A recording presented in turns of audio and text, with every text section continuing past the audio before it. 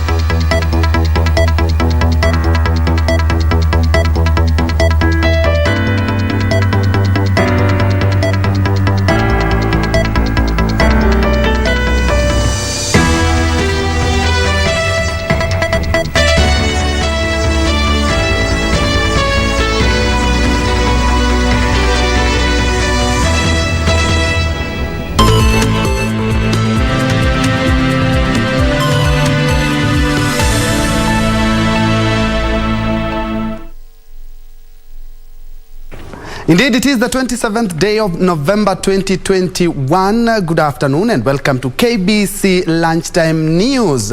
I'm hoping you are having a fantastic weekend. It's time for a comprehensive news bulletin right here that will also encompass sports. My name is Bentroy Njue. Welcome. Remember, you can be part of this conversation via our social media platform as we are live on Facebook, on YouTube, and also on Twitter. Straight to the news. In Kajiado, the Kajiado County government has warned that it will stop issuing bursaries and withdraw sponsorship to indisciplined students. Speaking when disbursing part of 50 million shillings bursaries to needy students in Kajiado East Sub-County, Area Governor Joseph Olelenku reiterated that his administration was committed to continue supporting needy students and will not tolerate indiscipline in schools. Olelenku challenged parents to follow up on their discipline of their children when at home, noting that some parents had abdicated their parental duties. Na kama serikali kuona kile inaendelea katika taifa letu, uchomaji wa mashule. Tunajua hiyo sio poa, hiyo ni kinyume ya sheria, na hiyo hata haileti heshima kwa sisi kama wazazi.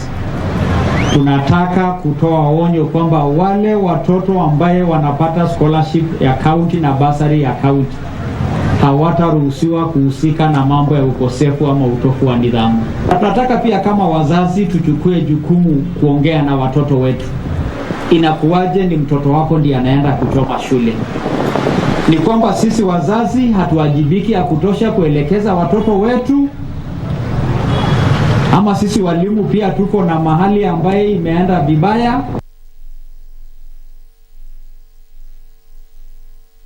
The East Africa Sub-Saharan Africa Safe Promotions Foundation has rolled out a program to educate its members on how to venture into small businesses for sustainable livelihoods. Bishop Julius Kidome, the Chief Executive Officer of the institution who launched the project in Nakuru, said already 15 groups in 17 counties have been identified as the first beneficiaries of the program to be funded by the organization. The groups to benefit are expected to venture into dairy and poultry farming, and those in horticulture. Kidome said the aim of that program is to help beneficiaries get out of poverty and uplift their living standards. Mambo ya miradi mashinani, sisi tuko na wa staff ambao kila region iko na staff 20 na hawa tumewagawa kila 20 region. Kazi yao ni kutembea na kujua wale wananchi, wale cluster wetu ni mradi gani ambao wanaweza kufanya ili umaskini ukaweze kupungua to almost zero.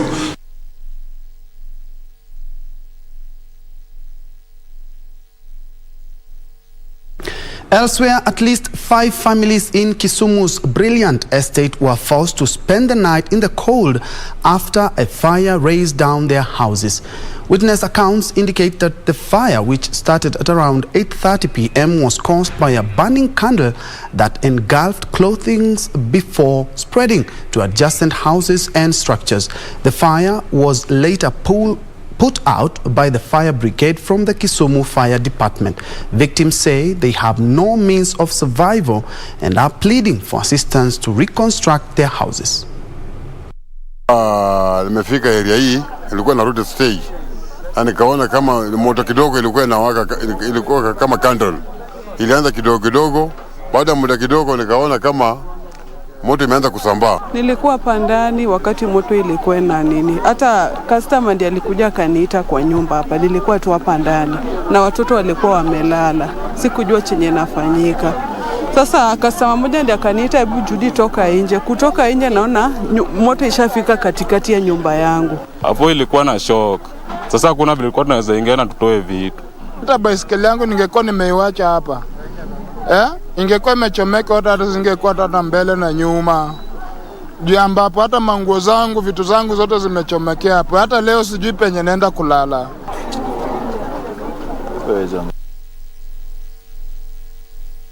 Away from that, land and environmental activists are calling for government protection, saying they are being threatened by individuals and companies out to destroy the environment. The activists, drawn from the 47 counties, are meeting under the umbrella of Center for Justice, Governance and Environmental Action in Mombasa. The conservationists say they continue receiving death threats and are now living in fear. And invest in them. Hamida Isaka from Mdune village in Kwale County, who runs an environmental advocacy group, is a worried woman. Her problems began when she raised concerns over an oil recycling factory that is an environmental and health hazard. Many of the livestock dying, death of livestock around the areas. And as long as we want to advocate for this and get justice, some government officials are really trying to pull us back by giving us threats, intimidations. Like me, I'm facing threats through SMSs from government officials just to make me pull out and stand out for my environmental rights. My whole family is at risk. My children, I and my husband are all being threatened. She has 8 cases at the Mariakani court filed by the perpetrators, among them creating disturbance, assault and attempted robbery with violence. Radhia Hawa from Kipini in Tana River County, who advocates for protection of marine life, shares a similar predicament. Hawa received complaints from local fishermen about foreign trawler fishing vessel that was destroying marine life. Her reward, she was stripped of a honorary warden certificate awarded to her by the state. Hiyo siku ya arrest nimepata vitisho, na isitoshe hata hilo cheo changu ya honorary warden ya KWS wameningoa bila sababu. Niliandika barua nikiwaomba ni sababu ipi yani barua ya ku-appeal hiyo gazettement yangu, na mpaka wa leo hakuna majibu kutoka kwa ministry wala kutoka KWS. Na ministry pia nilienda kule mimi mwenyewe nikiwapelekea hii kesi, nikamwambia umening'oa hiyo honorary warden, nimefanya kosa gani? Na isitoshe yale vitisho tena si kidogo. Phyllis Omido, a renowned environmentalist, says Kenya should uphold a commitment on the right to a clean environment. If government has sworn to protect the lives of citizens, then they must start by protecting the lives of the land and environment defenders. They must be assured of their security as Kenyans. We need anyone who thinks even in their head that they can threaten and kill defenders and get away with it to understand that they are not alone. They are doing legitimate work. They have a whole community behind them. Senior Human Rights Advisor from the Office of High Commission in Human Rights, Li Fang, is calling for all stakeholders to work with the land and environment defenders to promote right to clean and healthy environment for a better future. Since 2010 in the Constitution, Kenya has recognized and guaranteed the right to a clean and healthy environment. The big moment came in for the international community came in 2021, just this year, where the Human Rights Council recognized the right to a clean and healthy environment. So Kenya has been ahead of the game and at the very forefront of this game of protecting the right to a clean and healthy environment. For Lunchtime News from Mombasa County, I'm Michael Mondiga.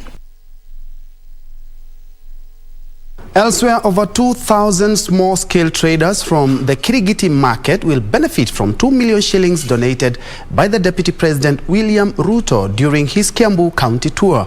Area member of the County Assembly, Hezron Gashuhi, said the money was meant to boost their business after being hit, by the COVID-19 pandemic that left many traders devastated.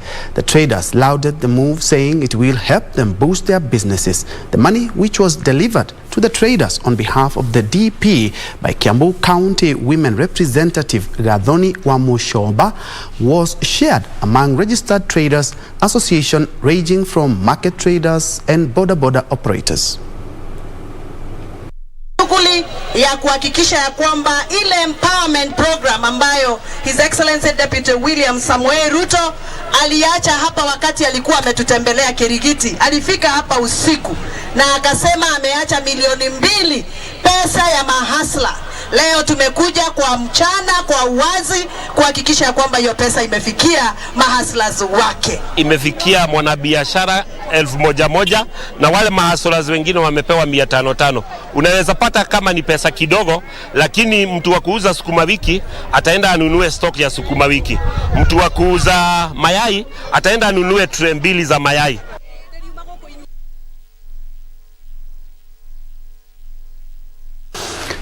Moving on, the Kenya Private Schools Association says it will remain committed to forging a good working relationship with the government. Newly elected Chairman Charles Ochome has underscored the important role played by private schools in the improvement of education standards in the country.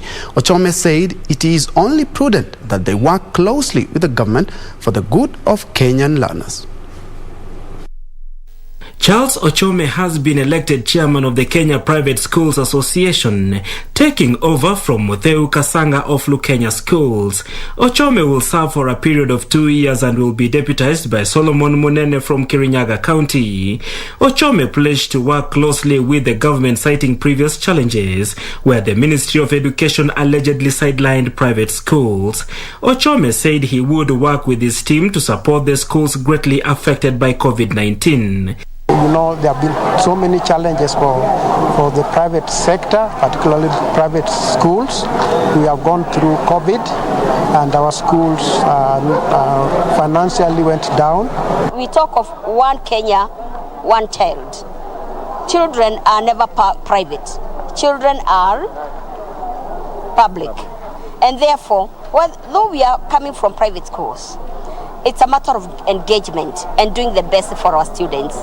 Other newly elected officials include Assistant Secretary Rukia Omar from Mombasa, Stephen Kisili from Makueni County, who was elected as the National Treasurer, and his Deputy Mercy Lugariki from Vihiga County.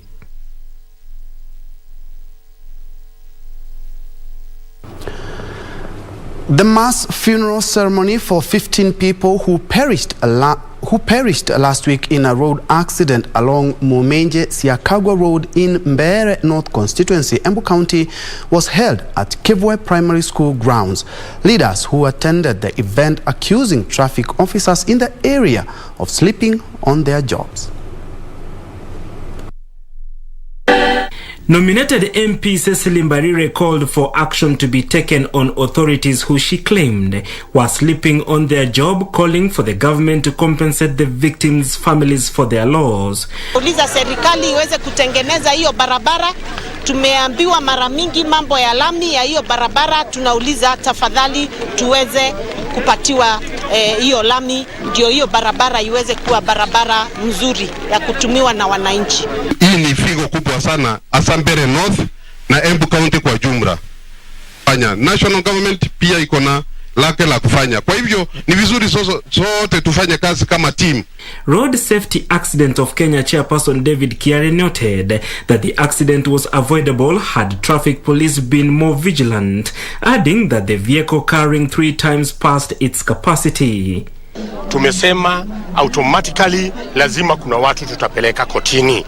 Particularly tunajua vizuri sana NTSA walitolewa barabarani. Sasa tunauliza enforcement, kwa sababu hii gari ilikuwa imeambiwa ni unroadworthy na ilidhibitishwa kwamba kutoka mwaka wa 2020 ilidhibitishwa kwamba ni unroadworthy. Ilikuwa ikifanya nini kwa barabara? The leaders called for the government to help open up the area by improving roads in the area. 11 of the victims died on the spot when the 21-seater bus they were traveling in lost control and plunged into Thura River on November 16th, while the other 4 died while receiving treatment at Embu Level 5 Hospital.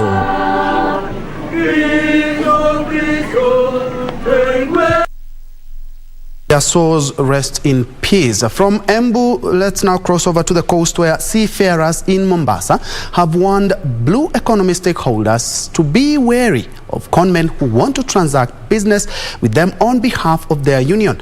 Trustees of the Seafarers Union of Kenya say they are the bona fide members allowed to transact union business and not any other member as per the instructions from the Registrar of Trade Unions.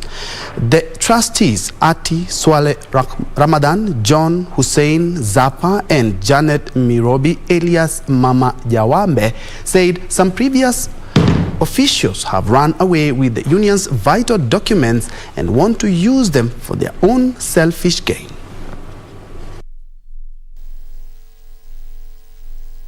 Mashirika ambayo yanatakikana yafanye na union ama watu wote ambao wanajihusisha mambo yote kuhusu bahari, kuhusikana na mabaharia, si upande wa training, si upande wa makazi, si upande wa utetezi wa mabaharia, watakikana wapitie katika ofisi ya chama ambayo iko hapa Jawambe. Kwa hiyo kwa jambo lolote kuhusikana na ofisi ama kuhusikana na baharia, waweze kurudi ofisini na kazi zifanywe kiofisi, zisifanywe nje ya ofisi. Na la tutapata mtu yoyote ambaye atakuwa anafanya zile shughuli za kichama pasi na sisi ambao tuko ofisini, basi tuko na haki ya kumchukulia sheria ni hatua za kisheria. Tuwaomba wote na maajenti wote, kazi zote zirudi ofisini. Ikiwa mandatory, imewapa wao habari. Kwa hivyo watu wote, mabaharia wote, hawana chama chengine isipokuwa chama chao ni kimoja. At about 16 minutes past the hour, we are taking a quick break, but we'll be back with more news, including the Kenyans' performance when it comes to HSBC World Rugby Series.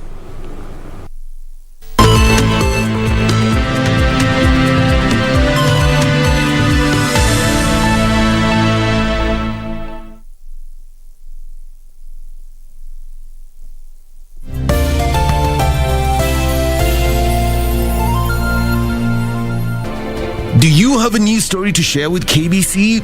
Get in touch swiftly on email newsroom@kbc.co.ke, call 0723 892 654 or 0734 780 124.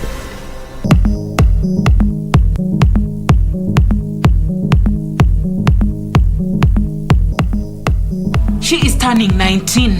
I am tired of you saying you're trying to change, but you actually don't. I was young and angry. Now I'm young and angry. That man is not my father. Ukishajua kenye unataka, kuja nitafute. You may have fooled mom, but not me. Is that why you are here? Yes. Do you practice what you preach?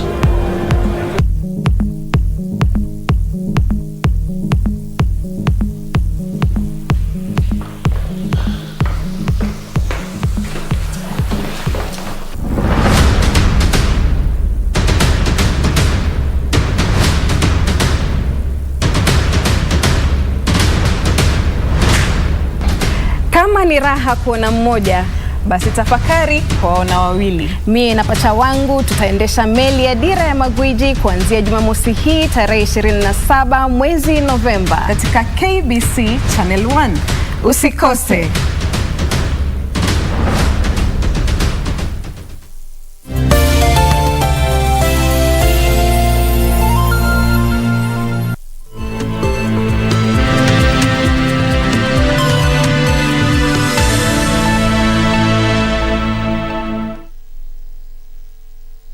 Welcome back, and in case you just joined us, this is KBC Lunchtime News. Moving on, more than 1,000 young boys from Syria clan of the Maasai community in Trans-Mara, Narok County are set to undergo a month-long rite of passage to become junior elders. Narok County Governor Samuel Ole Tunai says his administration, while supporting culture, is also committed to ensuring only traditions that add value to the community are encouraged. The youngsters will spend 4 weeks confined in Manyatas at Ilmotonyi area and will be taught various aspects of the Maa culture before graduating to Likiliramat age group in January next year. La rika ni muhimu sana. Heshima ni muhimu sana kwa jamii na kwa community.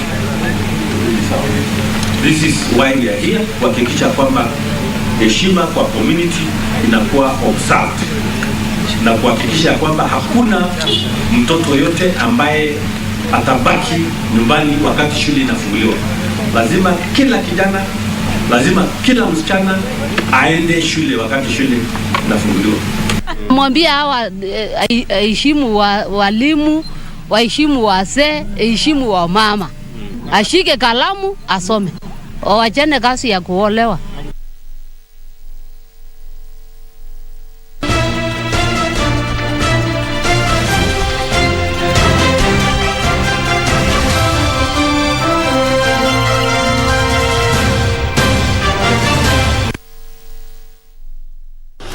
The Kenyan national rugby sevens team Shujaa began day 2 of the Dubai Sevens on a losing note after going down 19-5 to Giants Fiji in the Cup quarterfinals.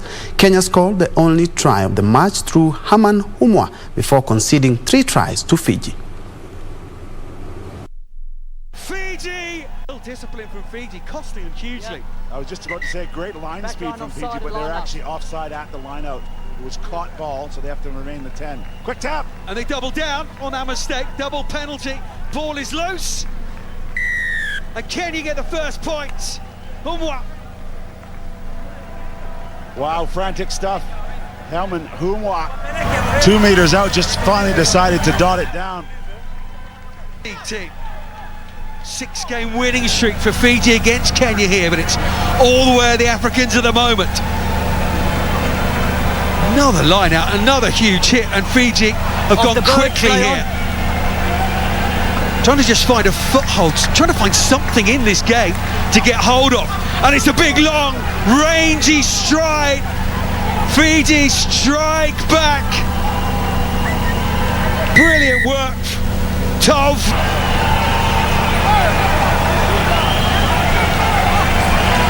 He's on his own, they better get there. But they do get there. Oh, brilliant set. Has he got the pace? Overcomes Osaka. Fiji now. Open space, broken field. It's what Fiji love. There's players strewn all over the field. Oh my word. Fiji at their very, very best. From rugby to soccer, where Arsenal will kickstart the weekend fixtures in the English Premier League when they host Newcastle United in today's early kick-off encounter. Arsenal have no fresh fitness concerns with Grant Xhaka and Sid Kolasinac, their only confirmed absentees. Eddie Howe will be in the dugout for the first time as Newcastle head coach after returning a negative COVID test on Friday. These are the fixtures for this weekend.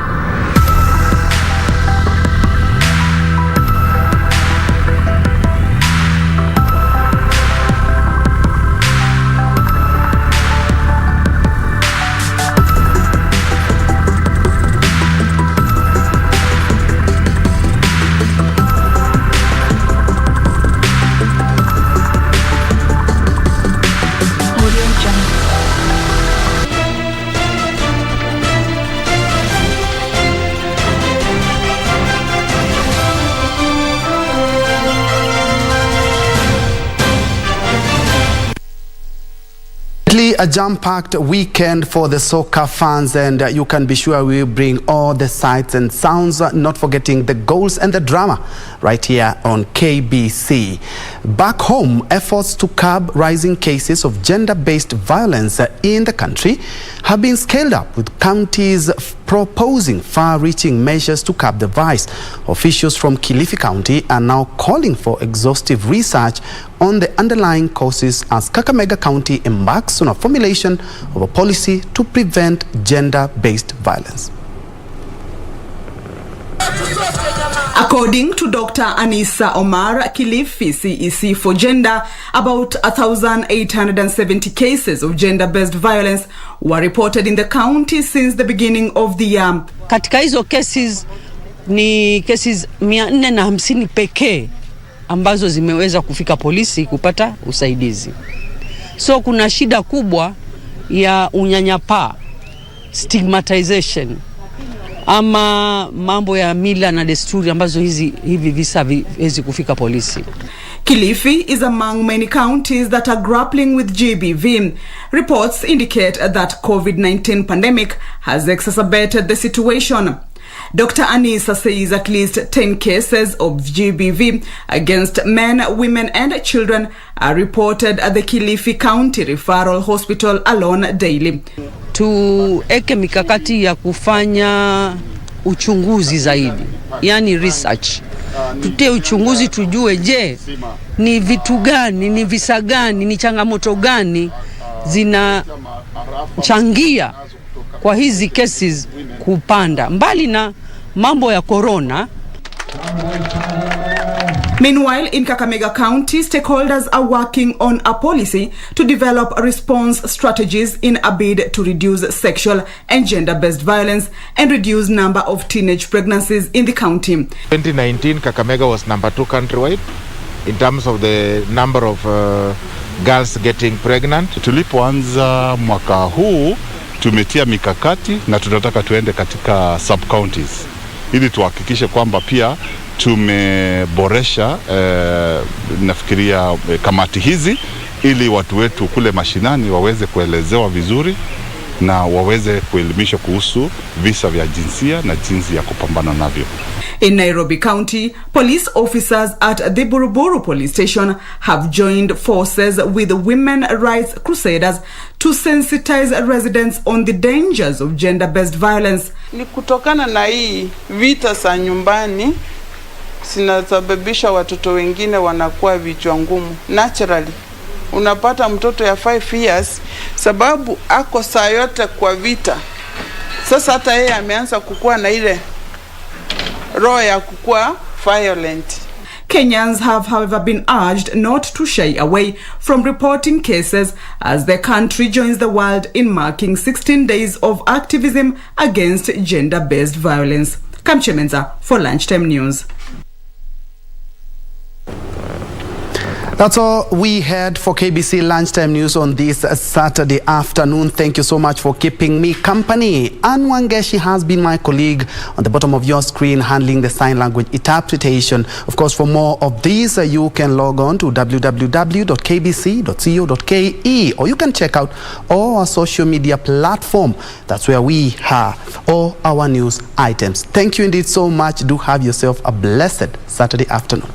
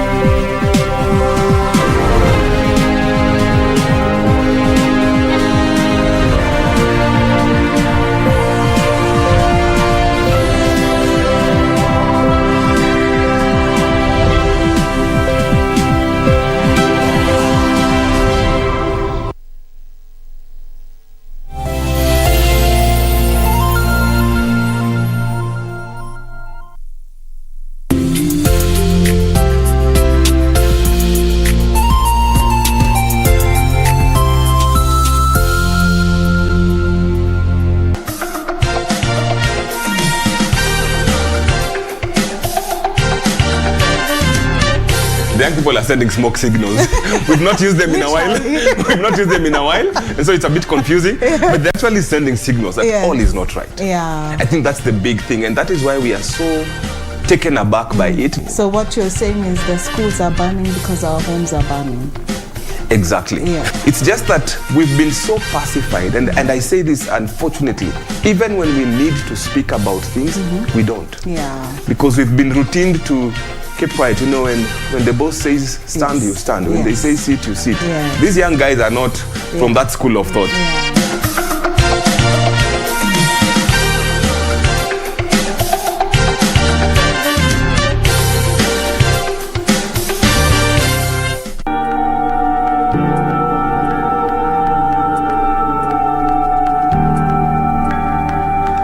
Come out clean before I do.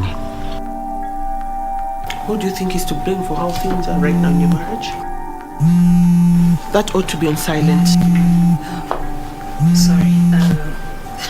Can we do this next time, maybe later today? That will be next to impossible since you have to disclose everything in the court of law. Wakili, why am I hiring you?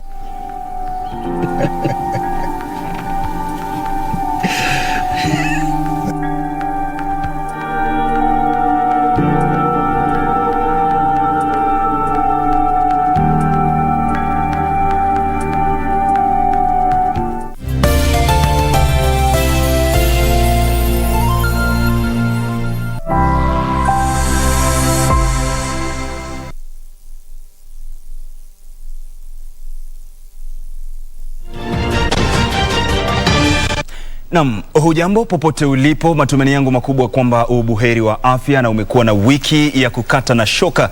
Karibu sana katika makala mengine ya kipindi Dunia Wiki Hii, kipindi ambacho kinaangazia taarifa za kimataifa kutoka kila pembe kote ulimwenguni, na ni kwa ushirikiano wa shirika la utangazaji nchini KBC na shirika la Njue unapokea taarifa hizi. Katika makala ya juma hili tutaanza na mzozo wa kisiasa nchini Sudan, ambapo tangazo la kisiasa lilitiwa saini huku Hamdok akirejeshwa kwenye wadhifa wa waziri mkuu. Hali kadhalika, China yafadhili miradi mbalimbali barani Afrika kwa lengo la kukomesha mateso na umaskini miongoni mwa wananchi. Takujuza kuhusiana na Rais Putin wa Urusi ambaye akariri suluhu ya kubuniwa kwa mataifa mawili kwenye mzozo baina ya Israel na wa Palestina. Na nchi mbalimbali zaendeleza juhudi za kukabiliana na janga la COVID-19 huku kampeni za utoaji chanjo zikiimarishwa. Ni baadhi tu ya taarifa ambazo nimekuandalia, hivyo basi natoa mwaliko wa mapema twende sawa hadi tamati nikupe taarifa hizo na nyingine lukuki kwa kina. Naam, karibu sana. Mimi ni Isaac Lemoka. Kamanda mkuu wa jeshi la Sudan Abdel Fattah al-Burhan na waziri mkuu aliyekuwa ameondolewa mamlakani Abdallah Hamdok walitia saini azimio la kisiasa lililojumuisha kumrejesha Hamdok wadhifani. Sherehe ya kutiwa saini kwa azimio hilo ilipeperushwa moja kwa moja kwenye kituo rasmi cha runinga nchini Sudan. Azimio hilo lilijumuisha masuala 18 yakiwemo kumrejesha Hamdok kwenye wadhifa wa waziri mkuu, kutafakari kutumia hati ya katiba kama kirejeleo cha kikatiba katika kipindi cha mpito, kuachilia huru wafungwa wa kisiasa, kukamilisha taasisi za kipindi cha mpito na kuchunguza mauaji na kujeruhiwa kwa raia na maafisa wa kijeshi wakati wa maandamano ya hivi majuzi. Akiongea kwenye sherehe ya kutia saini azimio hilo, Al-Burhan alisema kuwa azimio hilo la kisiasa ndilo msingi mkuu wa kipindi cha mpito, akisema atakamilisha jukumu la kipindi hicho cha mpito hadi uchaguzi huru na wa haki utakapoandaliwa. Kwa upande wake, Hamdok aliwahimiza wanasiasa washirikiane ili kushinda changamoto na kubuni mfumo thabiti wa kidemokrasia. Sudan ilikumbwa na mzozo wa kisiasa baada ya Al-Burhan kutangaza sheria ya hali ya hatari tarehe 25 mwezi uliopita na kuvunja baraza tawala na lile la mawaziri. Mnamo tarehe 11 mwezi huu, Al-Burhan alitoa tangazo la kikatiba la kubuni baraza kuu la mpito, huku akijitaja kuwa mwenyekiti wa baraza hilo. Tangu wakati huo, jiji kuu la Khartoum na miji mingine imeshuhudia maandamano makubwa kubwa ya kupinga hatua za kamanda huyo wa kijeshi. Halmashauri ya mpito inayojumuisha raia na wanajeshi ilianzishwa nchini humo kufuatia kung'atuliwa kwa aliyekuwa Rais Omar al-Bashir tarehe 11 mwezi Aprili mwaka 2019. Kwingineko, baraza kuu la mpito nchini Sudan liliandaa mkutano kujadili masuala kuhusu kukamilishwa kwa mifumo ya kipindi cha mpito na pia maandamano yaliyofanyika nchini humo hivi majuzi. China ilitoa vyakula msaada vilivyojumuisha tani 945 za mchele kwa Wakenya walioathirika kutokana na ukame. Jione. It is the seventh consignment actually since 2017 when the People's Republic. Zhang Yejun, mkuu wa shughuli katika ubalozi wa China nchini Kenya, alisema kuwa msaada huo wa kibinadamu ni wa 7 wa aina hiyo tangu mwaka 2017, wakati ambapo China iliahidi kutoa mchango wa tani 11,835 za mchele za thamani ya shilingi bilioni 2.25. Alisema kuwa kufikia sasa shehena 6 za misaada ya mchele zimewasilishwa humu nchini. Kenya ilitangaza hali inayoendelea kiangazi ambapo imeathiri kaunti 23 huku takriban watu milioni 2.5 wakihitaji misaada ya kibinadamu kuwa janga la kitaifa mwezi Septemba. Zhang alisema kuwa chakula hicho cha msaada ni dhihirisho la ushirikiano mwema baina ya China na Kenya. Mjumbe huyo alisema kuwa China itaimarisha ushirikiano na Kenya katika sekta mbalimbali, kutoa usaidizi zaidi ili kuiwezesha nchi hii kuimarisha maisha ya wananchi na kuboresha ustawi wa kijamii na kiuchumi kwa manufaa ya raia wa nchi hizi mbili. Donation will be distributed to schools in the 23 ASAL counties.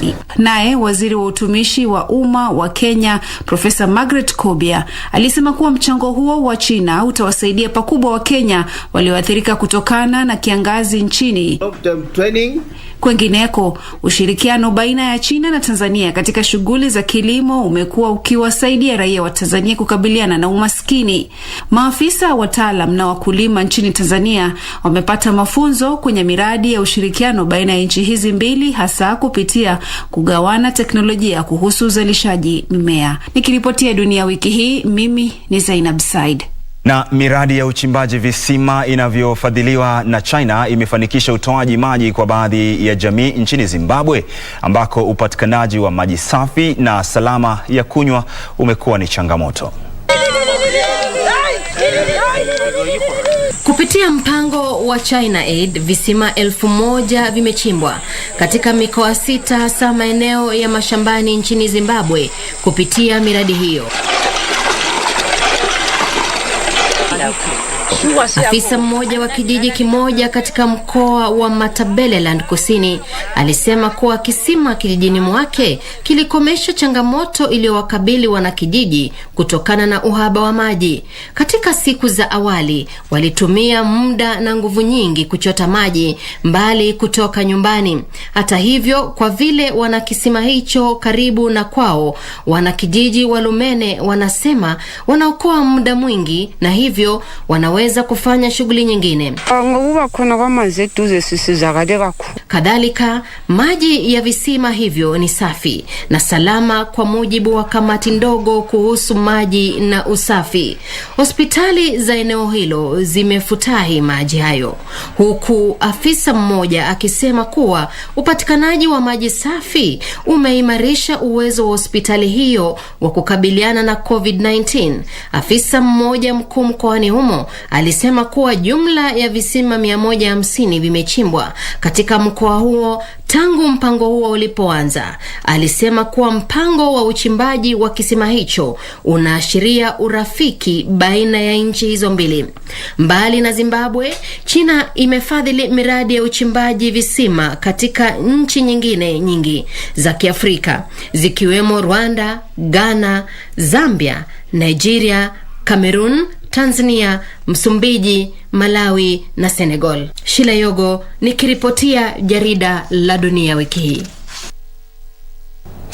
Pamoja na taarifa hiyo, wakfu wa China kuhusu kukomesha umaskini pamoja na washirika wake walikabidhi vifaa vya maji vilivyojengwa katika shule zote za umma kwenye jiji kuu la Ethiopia, Addis Ababa. Wakfu huo ulishirikiana na shirika lisilo la kiserikali la Splash International kujenga vifaa hivyo kwa ufadhili wa kifedha wa kampuni ya Kichina ya Kisumu. Abi Tefera, ambaye ni mkurugenzi wa mpango wa kuimarisha shule jijini Addis Ababa, alikariri kwamba vifaa hivyo vipya vitawanufaisha zaidi ya wanafunzi 23,000 katika shule 20 kwenye jiji hilo kuu. Baina ya mwaka 2019 na 2021, wakfu huo ulishirikiana na shirika la Splash International kuweka mitambo 23 ya kusafisha maji, vifaa 157 vya maji ya kunywa na sehemu 152 za unawaji mikono katika shule 20 jijini Addis Ababa. Huang Shosen, ambaye ni mkurugenzi wa wakfu huo nchini Ethiopia, alisema kuwa vifaa hivyo vipya vya maji ni muhimu katika kuimarisha viwango vya masomo vya watoto hao na pia afya zao. Wakfu huo ulioanza kutekeleza mipango mbalimbali nchini Ethiopia mwaka 2015 na kusajiliwa rasmi kuwa shirika la kimataifa la utoaji msaada mwezi Julai mwaka 2019, hujitahidi kuimarisha uhusiano baina ya raia wa nchi hizo mbili. We will provide water to the communities in 11 districts. Na kampuni moja ya Kichina ilichimba kisima ili kutoa maji kwa wakazi wa kijiji cha Rugarama. Wakazi hao sasa wanatarajia afya iliyoimarika na kukomeshwa kwa magonjwa yanayoenezwa kupitia kwa maji chafu. Visima 150 vimechimbwa kwenye sehemu mbalimbali mashariki ya Rwanda kupitia miradi hiyo. Nikiripotia Dunia Wiki Hii, jina langu ni Jelis Aladi. Naam, huku janga la COVID-19 likiendelea kusababisha madhara makubwa katika sekta mbalimbali ikiwemo soko la ajira kote duniani, kampuni za Kichina nchini Zambia zinatafuta wafanyakazi wapya. Maonyesho ya kazi yaliyoandaliwa na taasisi ya Confucius katika chuo kikuu cha Zambia yaliyohudhuriwa na kampuni ya Kichina yalivutia mamia ya watu wanaotafuta ajira. Maafisa wa kampuni hizo walisema kuwa azma yao ni kuuza bidhaa zao na kutangaza kampuni zao kwa watu waliofuzu kutoka kwa vyuo vikuu na watu wengine wanaotafuta ajira ili wawape fursa za ajira. Alisema kuwa kampuni hiyo inatafuta wafanyikazi kushughulikia kiwango kikubwa cha kazi inayotekelezwa. Rite, ambaye ni mkurugenzi wa kampuni ya Kamco, alisema kuwa maonyesho hayo yanatimiza mojawapo ya malengo ya serikali ya Zambia ya kubuni nafasi zaidi za ajira kwa vijana. Khalid Abdullahi, Dunia Wiki Hii. Na Rais wa Baraza Kuu la Umoja wa Mataifa Abdullah Shahid alikariri haja ya kushughulikia vyanzo vikuu vya ulanguzi wa binadamu. We must continue to improve capacities to prevent and respond to human trafficking, and we must address the root causes. Shahid alisema kuwa ni sharti uwezo wa kuzuia na kukabiliana na ulanguzi wa binadamu uendelee kuimarishwa. Alisema kuwa ulanguzi wa binadamu huwanyima mamilioni ya watu kote duniani hadhi na uhuru. Unatatiza usalama wa kitaifa, kuvuruga masoko na kutajirisha wahalifu na magaidi, na unakiuka amali za kimataifa. Katika kupitisha mpango wa kimataifa wa hatua zitakazochukuliwa, nchi wanachama wa Umoja wa Mataifa zilitambua umaskini, ukosefu wa ajira, dhulma za kijinsia, ubaguzi na kutengwa kuwa miongoni mwa masuala yanayochangia uovu huo, kwa mujibu wa Shahid. Alisema kwamba masuala hayo yatazidishwa na janga la COVID-19. Shahid pia alikariri haja ya kuupa umuhimu mtazamo wa kuangazia waathiriwa na manusura katika kukabiliana na uovu huo. Alisema ni sharti mfumo huo ujumuishe manusura katika kuratibu sera, kubainisha jinsi sera zitakavyochangia katika ulanguzi huo, kujumuisha zile kuhusu haki za kibinadamu, usawa wa kijinsia, uhamiaji, leba, elimu, afya na ule ambao unajumuisha jamii yote katika kukabiliana na uovu huo, ambao unaimarisha ushirikiano kati ya serikali, mashirika ya kijamii na sekta ya kibinafsi, huku ukijumuisha mitazamo ya manusura na kutambua waathiriwa kuwa maajenti wa mabadiliko. Nikiripotia Dunia Wiki Hii, jina langu ni Marion Bosira. Juhudi za utoaji chanjo zinaendelea kote duniani katika juhudi za kudhibiti janga hilo la COVID-19 lililosababisha madhara makubwa sana kote duniani. Zaidi ya dozi milioni 2 za chanjo aina ya Sinovac kutoka nchini China ziliwasilishwa nchini Cambodia, huku maafisa wa nchini humo wakiishukuru China kwa michango yake ya chanjo na kusema kuwa wamefanikiwa kuwapa chanjo raia wengi na nchi hiyo kuweza kufungua tena shughuli za kiuchumi. Cambodia imepata zaidi ya dozi milioni 44 kupitia ununuzi michango kutoka nchini China na mpango wa COVAX unaoongozwa na shirika la afya duniani WHO. Zaidi ya watu milioni 14.08 wamepata dozi moja kati ya raia milioni 16 nchini humo, huku milioni 13.2 wakipata dozi 2 na wengine milioni 2.07 wamepata dozi 3. Na zaidi ya 60% ya raia wa Uturuki wamepata dozi 2 za chanjo kwa mujibu wa Wizara ya Afya. Yamkini raia milioni 50 wamepata dozi 2 katika nchi hiyo yenye idadi ya